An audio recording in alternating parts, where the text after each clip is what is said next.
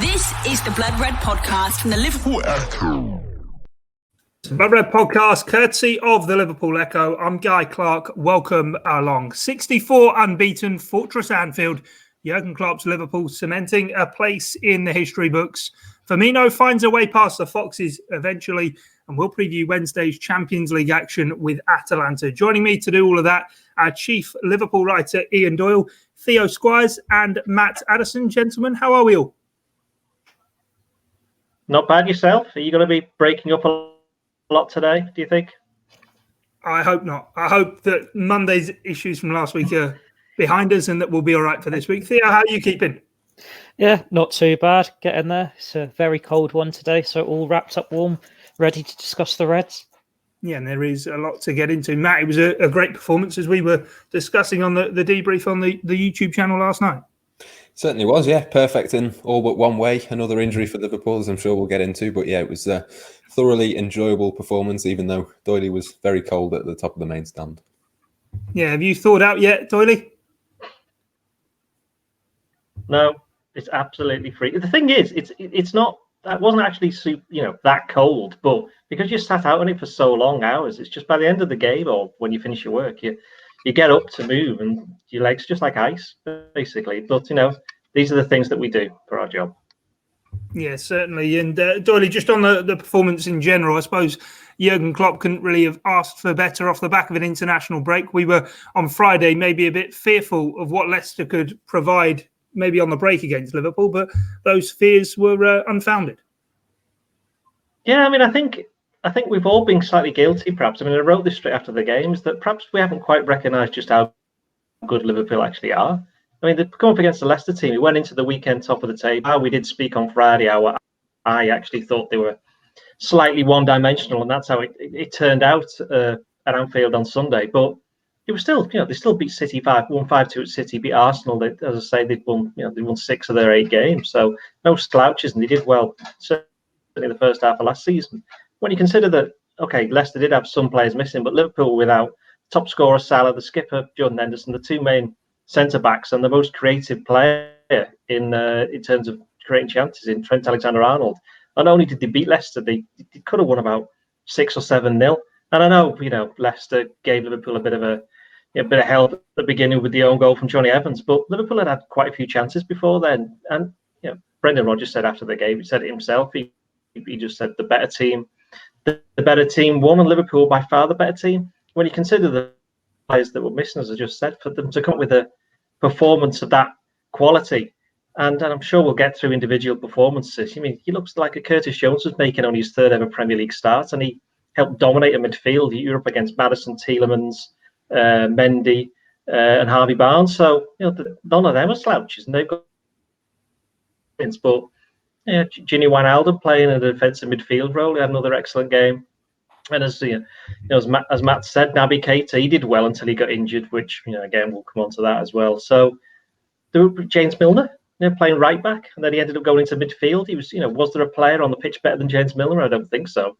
And while this was, was a great performance in that, the worry for Liverpool is the fact that they're running out of so many players that how can they keep on repeating that kind of performance? And that's without, we haven't even mentioned, Fabinho coming back into the team and playing centre back. And Joel Matip, I thought Matip in particular was very good because he seemed to change his game.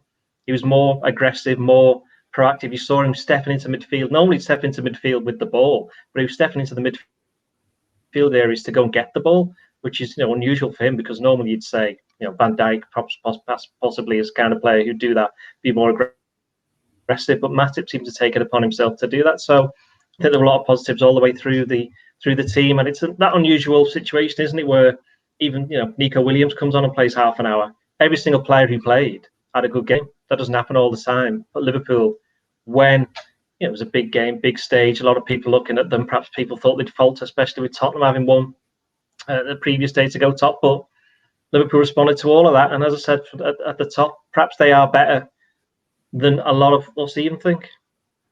Yeah, definitely. And Theo, was it maybe on that point then that Doyle references and makes there? Yes, there were a number of standout individual performances, but does that highlight that maybe the strength lie in the system for Jurgen Klopp as opposed to the personnel, because we looked at that midfield before the game and I think a lot of people thought that may be one area that could be got at that's normally obviously so strong for Liverpool, but it doesn't matter who was in there, they all played brilliantly. I think Jurgen Klopp's referenced it a number of times, hasn't he? That this Liverpool squad, right the way through down to the youth teams, they play this similar style football where they're all working the same way. And when he's built such a strong squad now, it is a case that anyone can sub in and the drop-off isn't going to be that massive. The biggest example we can give of that is the fact that Mohamed Salah is missing and Diogo Jota just carries on as he has all season so far. But Liverpool have very much got this in their locker when they're playing these teams like Leicester, that they can just turn it on. It doesn't matter what setbacks they've suffered so far this season. They can take it to a new level when they need to. And we've seen it this season against Atalanta, against Arsenal, and now against Leicester too. And that's despite all the injuries. It's just this mentality. There's a reason fans call them the mentality monsters. Like compare it to Manchester City. They had a number of injuries last season in a campaign that it wasn't affected by COVID and all this. And they didn't get anywhere near in the title race. And Liverpool this year, they've suffered far worse than anything City dealt with last season. And they're still finding a way to keep grinding out results and turn it on when they need to. The only exception would be the Aston Villa result. And I think we can all say now, while I didn't look at it at the time, it's certainly a freak result. Liverpool are such a strong team. And it'll be interesting to see if they can keep it going, if they pick up more injuries heading forward into what is going to be a busy festive period. But we say that every year. And it's just most encouraging thing, I think, is the fact that the kids went into it, like Nico Williams coming off the bench, Curtis Jones, and they put in a really mature performance. Jurgen Klopp has faith in these players. He trusts these players. And they've had opportunities before where it hasn't mattered as much when the title's already won. This is a big game for them when they're going to be relied on more and more. And they stood up and recounted in what could be a top-of-the-table clash if the context carries on for the rest of the season. And it's a great sign going forward because they won't be the only kids Liverpool need to rely on the way things are going with these injuries. When you think of the centre-backs as well, it's just promising, hopefully, that they can sort of survive these injury scares, get through to the January transfer window with what they've got. But definitely want to keep an eye on how nothing can stop them at the moment. Yeah, and certainly. And it was all part of a history-making performance, Matt, for the Reds. This unbeaten home record in the league now stretching to 64 games, the best in Liverpool's history. And Diogo Jota keeps scoring at Anfield as well. Everywhere you look, huge positives. Yeah, exactly that. I think there was, a huge amount of really good performances. The names are obvious. Jota being one of them. I thought Andy Robertson was brilliant. Curtis Jones slotted in midfield. I think those were, three of the standouts. But there's probably a couple more that you could add to that list as well. And I think it's not just, you said before, about players being able to come in and play in that same system. I think it underlines really that the squad depth that Liverpool have got now is probably better than what anybody thought it was. You look at how many injuries they've got. Okay, the bench didn't look the strongest, but there was still, a couple of really highly rated young players on there. There was still, someone like Divock Origi came off the bench, Takumi Minamino. There was still players who could come on and do something if Liverpool needed them to. But it just shows really the level of squad that Liverpool have got now. I think probably up until this point, we've probably underestimated just how strong the group is. Obviously we speak about injuries. We thought that, maybe Leicester would prove to be a challenge for Liverpool, but it was very much like the game on Boxing Day last season for me, in that Liverpool just really put down a real marker. They kept Leicester, who are a very good team. They've shown that enough times this season, but they kept them at arm's length at the very least and just made it look really comfortable, really easy, to be honest. And yeah, for me, again, we've said it a couple of times over the last couple of weeks, the performances that Liverpool have put in, for me, that was a real performance to say that Liverpool should be the absolute favourites for the Premier League title, because, Leicester have been right up there. There are other teams up there as well, but Liverpool just looked absolutely streets ahead of them. Doyle, how good was James Milner? Because maybe he's someone who gets written off due to his age, but he came in and I suppose highlighted everything on what Jurgen Klopp would have been relying on him for, those, I suppose, intangibles that you can't really measure, leadership, sort of that mentality he brings to the group. The ideal person to come in and captain the side when there were a few kids and a few players out of position. Well, that's Milner, isn't it, for you? I mean, you know exactly what you're going to get. You know what kind of player he is. He's versatile. He can play a number of positions. I mean, the fact that he played in two positions and key positions at that during the course of one game says it all. The other thing about Milner is that he hasn't actually played that much this season. And I know there were one or two wondering whether he'd get his minutes at the start of the campaign, given all the options Liverpool have had. But, as we know, we always suspected that there would be these kind of injury problems, if perhaps not as many as Liverpool have had in one go. So he's somebody who can come in, and I'm pretty sure he'd have been the one taking it with no Salah there. So that kind of underlines, you could something that I'm not sure whether it came across on television is that he was very, very vocal as well. We've spoken in the past about Jordan Henderson when he's playing, that you can hear him, with no fans there at the moment, you can hear what he was shouting and cajoling the players through. But it was the turn of Milner he was doing, especially in the second half when Leicester had their little bout of pressure where they gave it a little bit more of a go at 2-0. You could hear that Milner was the one who was telling the team to get out and to stay compact and to close players down.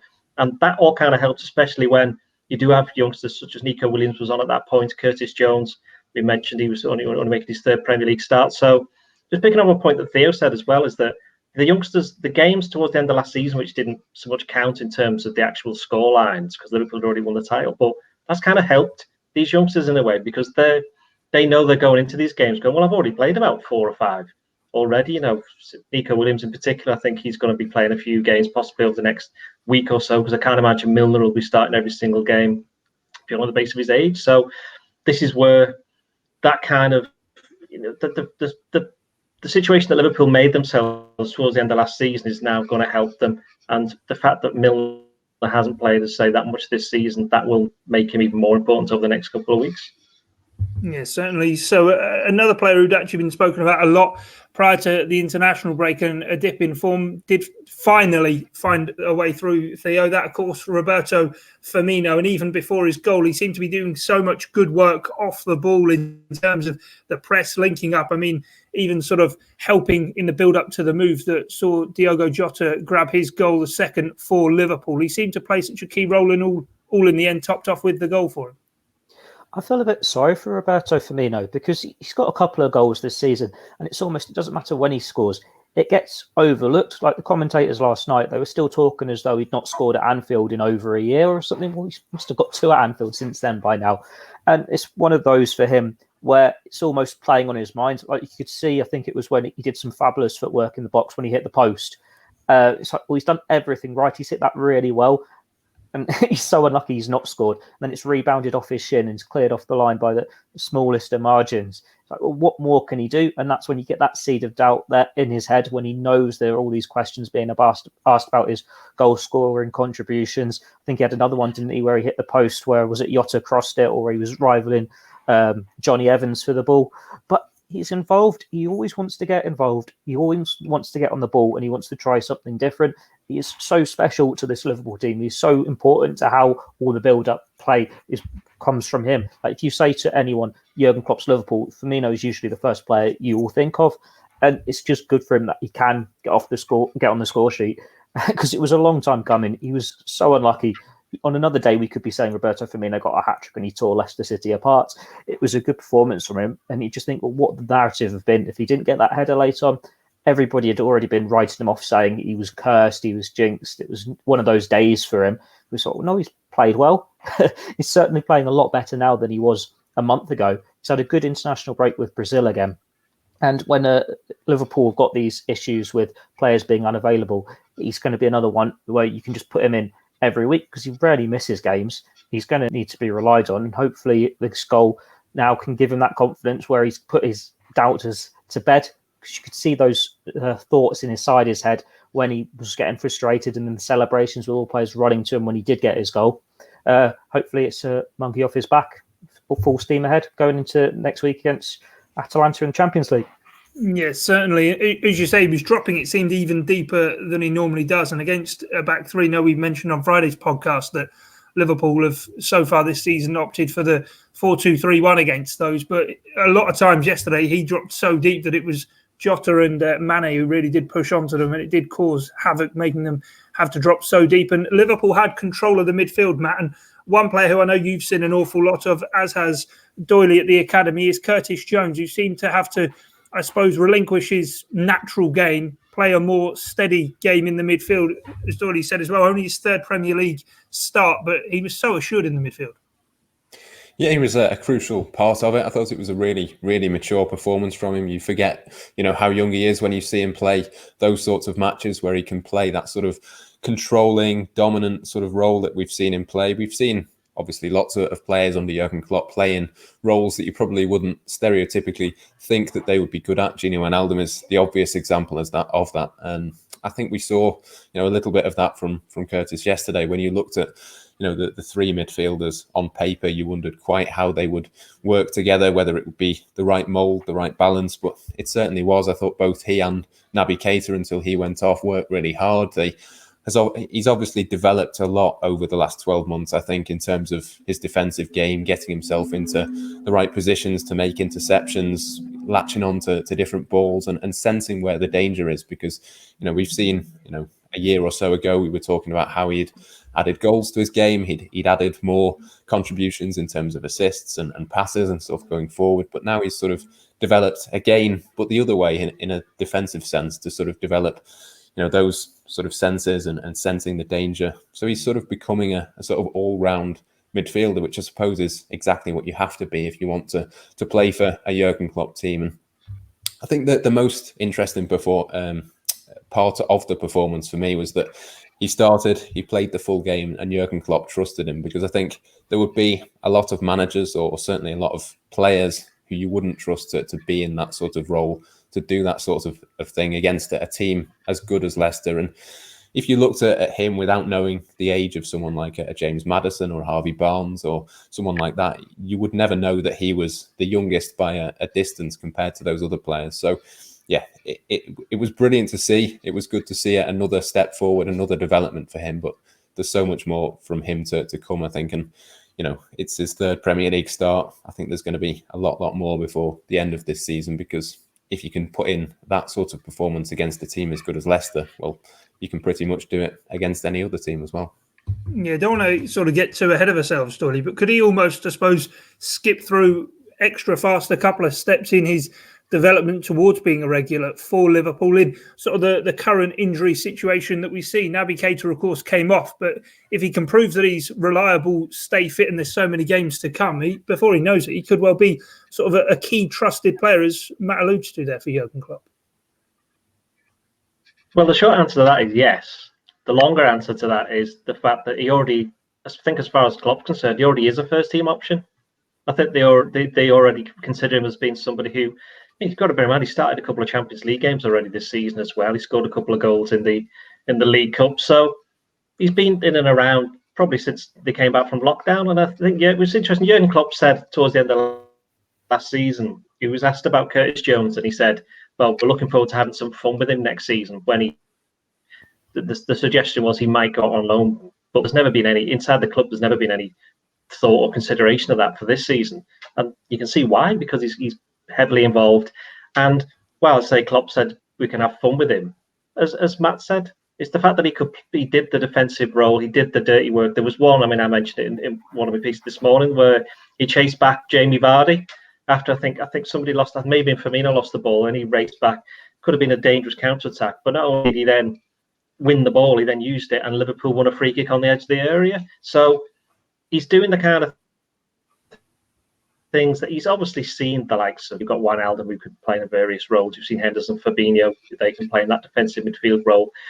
He's picking up bits all the time. The thing about Curtis Jones is it was only 18 months ago, possibly a little bit more than that. I remember being at a under-23s game at Derby. It was at Derby's training ground. I think it's when Alex Oxlade-Chamberlain made his comeback. I think he got injured, but that's why we were all there for it. And Curtis had a very good game. And it was Neil Critchley at the time, and he was asked about it. And it's the first time he'd played like as a left, not in a forward, but in a left midfield, like attacking role. And that was then that people would think, oh, he could become this player where he can play in this attacking position. But he's always been a central midfielder, and I think that's where he'll always end up being that, and that's where he'll end up being. And I don't want to compare him with other players, but there have been other Liverpool midfielders who've been homegrown in the past 20 years who've been quite good at football. So I'm not saying he's going to do that, but he's got the confidence that perhaps a 19-year-old who's making on his third Premier League start shouldn't really have. But that's and it's interesting. There was a very good interview with him with the Liverpool website yeah, look, I'm very confident and I always believe in myself. He says, but I'm well confident he's like. So it'll be interesting to see what happens with him over the course of this season. But any suggestions that that Klopp should be trusted him, they've gone now. Midfield. Yeah, Doyle, we're just breaking up there for a second, but Theo, by all means, from what you could make from that, you can by all means take the floor. I'm always amazed when someone says Curtis Jones' age, because he doesn't seem like he's 19, does he? He feels like he's so like 23, 24, one of those players that's been around a few years and should be at his peak or heading towards his peak because he's so mature. And it's going to be a natural progression for him in this Liverpool midfield. And I think he's got all the players around him to be perfect for his career. He's set up perfectly for it.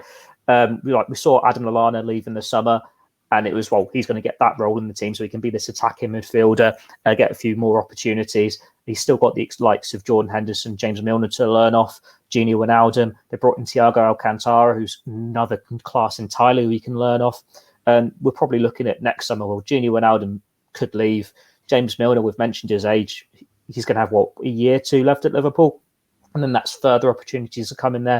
And then along the same time then, Jordan Henderson then will be in his, mid-30s. So he'll be eased out slightly. Thiago is the same. So it's like almost how Steven Gerrard got into the Liverpool team. Now, as Doyle said, we're not going to compare him and say he's the next Steven Gerrard or anything, but they've got the right players around him to get the best from him for him to learn off. Like with Gerrard, he's always said about Jamie Redknapp, Paul Ince, Gary McAllister, and he got more and more opportunities as these players were eased out. And you can see the same sort of thing happening with Curtis Jones. So you're just waiting for these interviews in 5 years' time, 10 years' time, when he's saying how great it was for him to play alongside a Gini Wijnaldum, a Thiago Alcantara, how good they were for him. Same for Henderson, Lallana, Milner. And it's not a case of whether he needs to go out on loan if the opportunities dry up when players are all back and it's a normal season again, because the opportunities are there. And you think he's learning so much in training, playing alongside these players, getting the opportunities he does. And he does look more and more a player with every single performance. Like Matt said now, the fact that he's got that defensive side to his game as well. He's 19. He's 19. He should not be playing as he is, as mature as he is. He's years ahead of what you'd expect. And it's one where if he keeps it up and he has a good run in the season, he could even make a late claim for the England squad for Euro 2020. He's certainly one to watch. And you can see why Jurgen Klopp says they're going to have fun with him, because it's the same watching him as a journalist, a fan. You know there's a player in there and you're excited to see what sort of talent can emerge in the years ahead.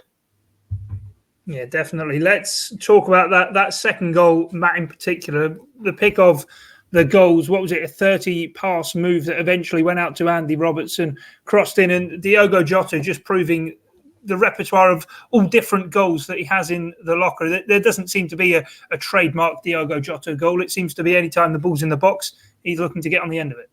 Yeah, absolutely clinical, isn't it, at the moment? And long may that continue. I think we knew that there was a good player in there, often using left and right foot, but I don't think many people saw him as somebody who would be heading in too many goals, and he's already got a couple in just the first few weeks of his Liverpool career. So it's obviously, a big win, I think, for Liverpool's recruitment team. I think a few eyebrows were raised when, they paid, an initial 41 million for him. That seemed like a big chunk of money to be spending on someone who people maybe didn't quite realise his full potential. He wasn't necessarily a regular towards the back end of last season for Wolves. But again, Michael Edwards, the scouting team, the analysts, they've obviously seen something in the data which suggested that he could improve. And so far, he's done that already. I mean, to have done the improvements in just the first few weeks of his Liverpool career, it makes you think, potentially, what can he do before the end of this season? What can he do when he gets even more settled at Anfield? I think, the big thing for me last night, and I said it on the debrief, I think, was that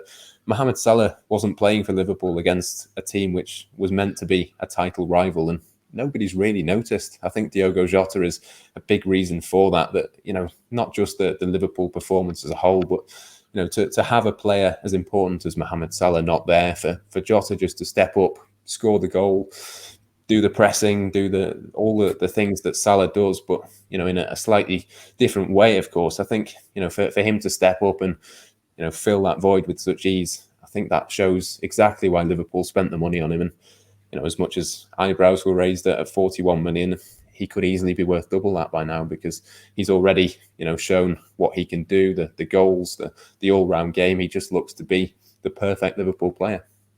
Yeah, he certainly does. Before we move on to the Atalanta game and our team selections, Doyle, we best get an update on the injury situation. We saw Naby Keita go off. Jurgen Klopp was asked after the game and said it was a hamstring issue. But where are we with Mohamed Salah and Xherdan Shaqiri?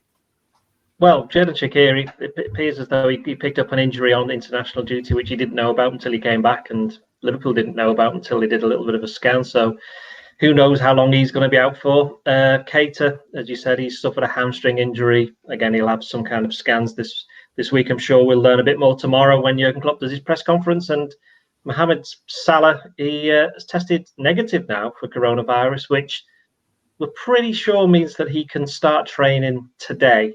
And that means that he's going to be in contention for the game against Atalanta. But otherwise, the only other update possibly is from Jurgen Klopp spoke about Thiago as well after the game, and he's said that he's not started team training yet, which kind of there was some suggestion on social media over the weekend that he was going to be on the bench, and we never agreed with that, because just because a man is pictured on some steps doesn't mean that he's actually going to be playing football, and which I know we spoke about on Friday.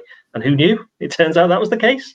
But it looks like Klopp said he's not too far away, but without wanting to commit to any kind of date.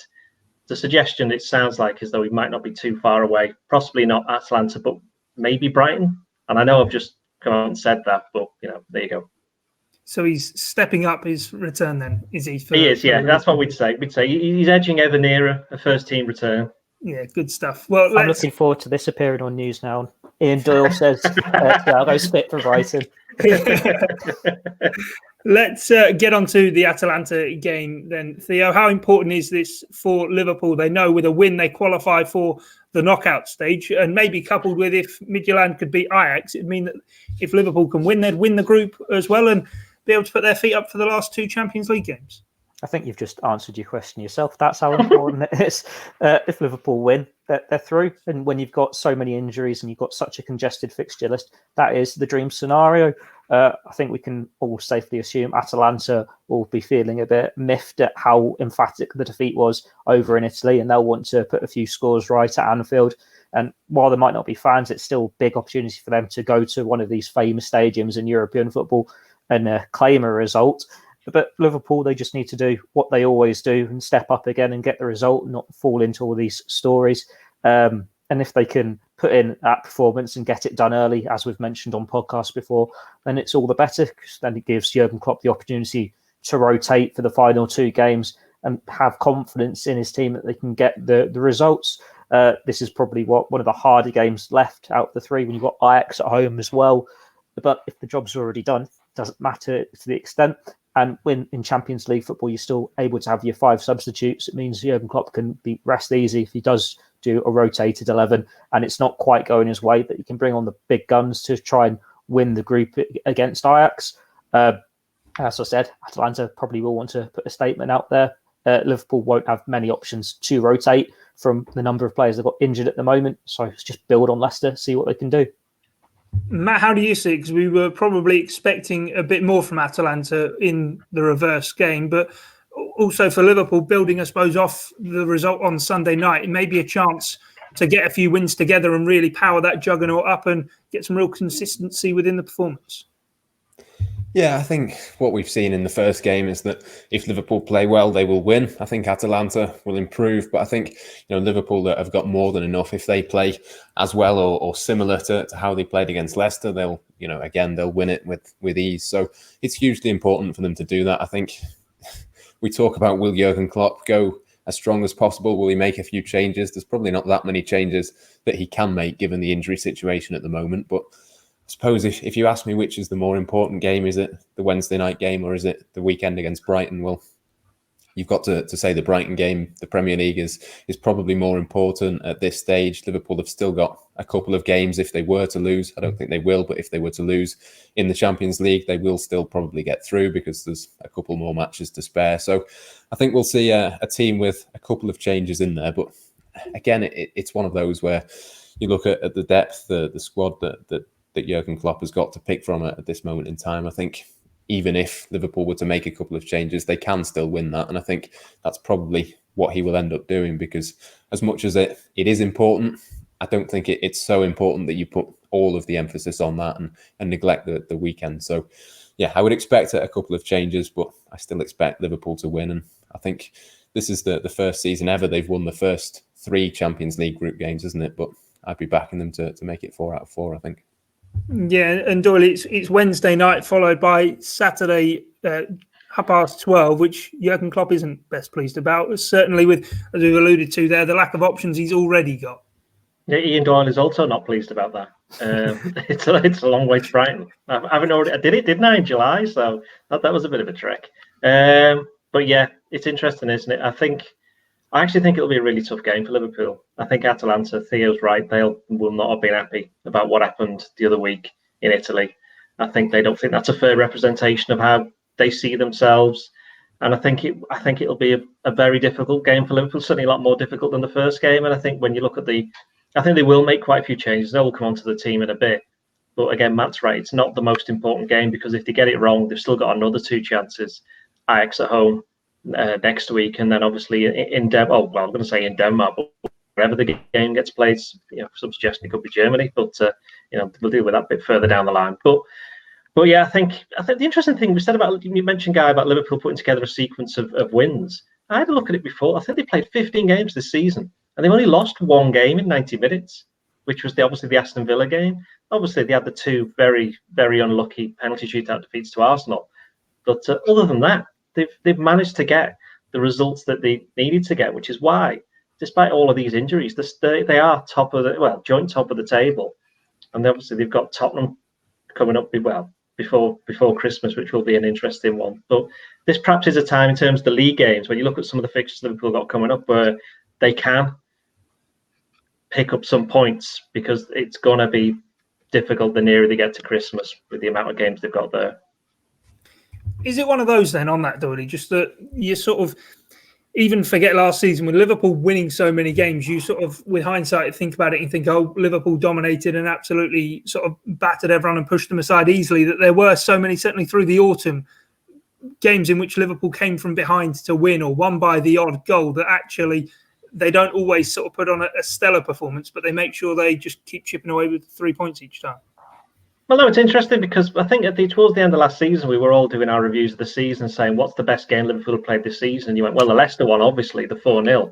Then after that, you were like, well, they beat City 3-1, but City did quite well in the second half. And almost all of the games were actually quite close. You think of like Aston Villa away, Tottenham at home, Tottenham away, United at home. They scored the last minute to make it 2-0, but that was a bit of a tough one in the second half. There was an awful lot of that.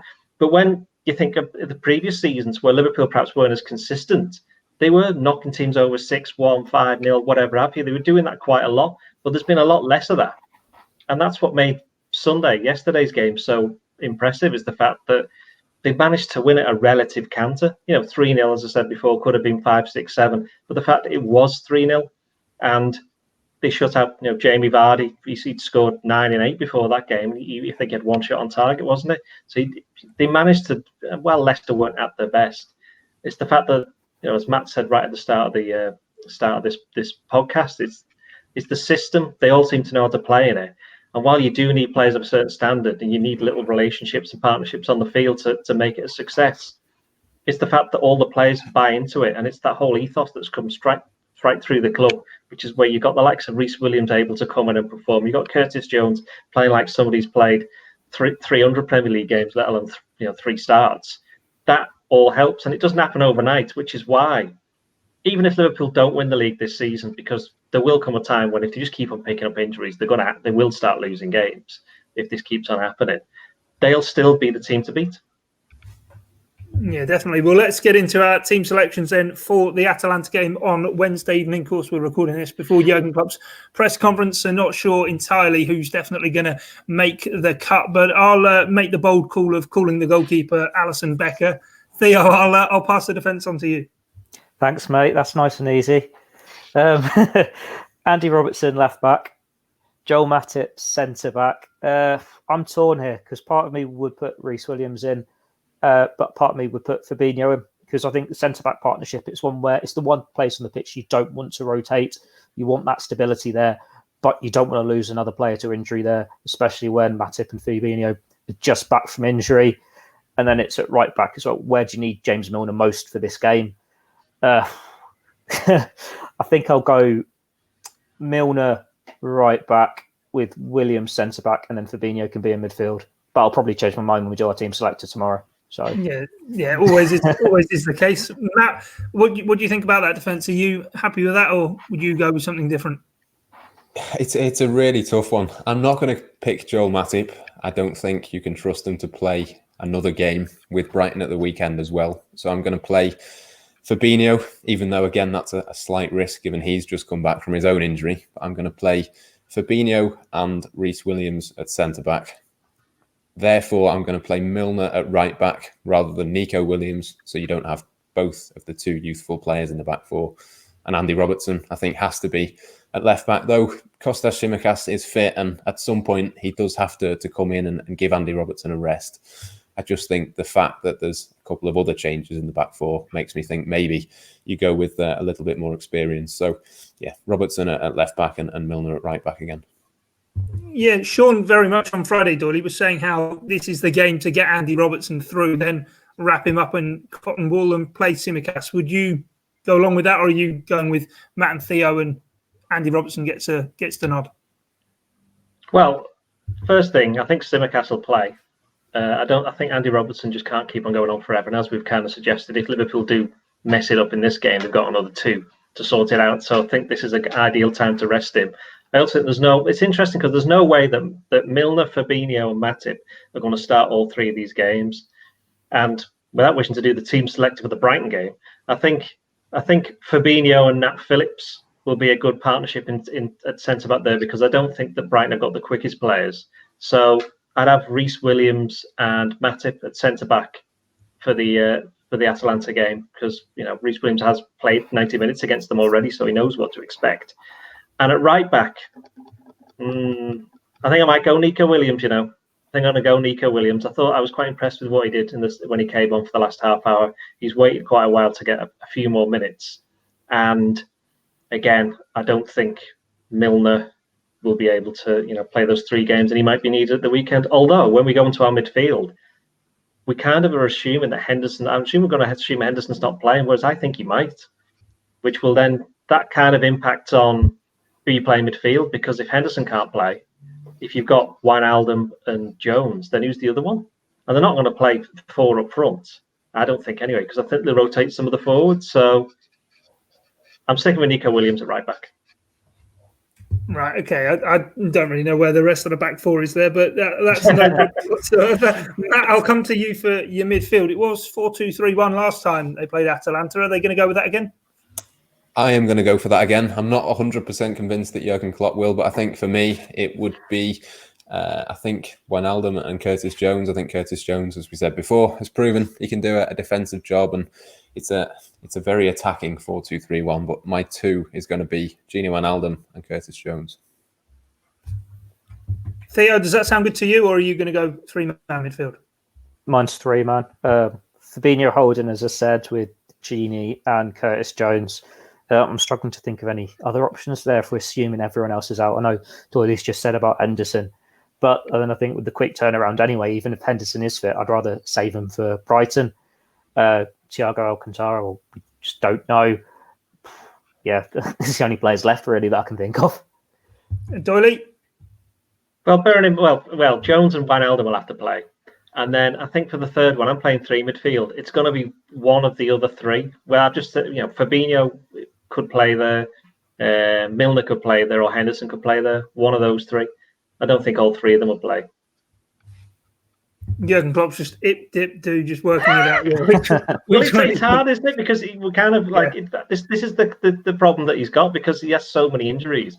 Like we have to assume Keita and Shaqiri are not playing, and we have to also assume that Jones and Wijnaldum have came through the game being pretty fit, and then he's got to juggle. He kind of got a second guess that you got to hope that nobody gets any more injuries before the next couple of games. But I think as Theo said, a little bit earlier on, the fact that it's 5 subs, he can stick all of these players on the bench, and if things aren't going well, he can just bring them all on.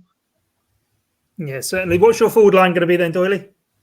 I'm going to be crazy. I think Salah's obviously got to play. I think Mane looked tired, so I'll put Jota on the left. And I think I'm going to put Minamino down the middle. Minamino, although I wouldn't be surprised if Firmino plays because obviously he got his goal. What I would say about Firmino is that I'm pretty right in saying that he scored 3 in his last 6 home games in the Premier League, which for any striker, you'd say that's actually quite a good return when you've got Jota netting loads, Mane scoring loads, and Salah being the top scorer. So I actually think Firmino's goal record in the Premier League at home lately is actually quite good. And 2 in 2 home games in the Champions League? Atletico Madrid and Midtjylland. Did he play against Midtjylland? No, he missed, didn't he? Didn't he miss a sitter? Yeah, I think he he did. Forget that. Don't mention that.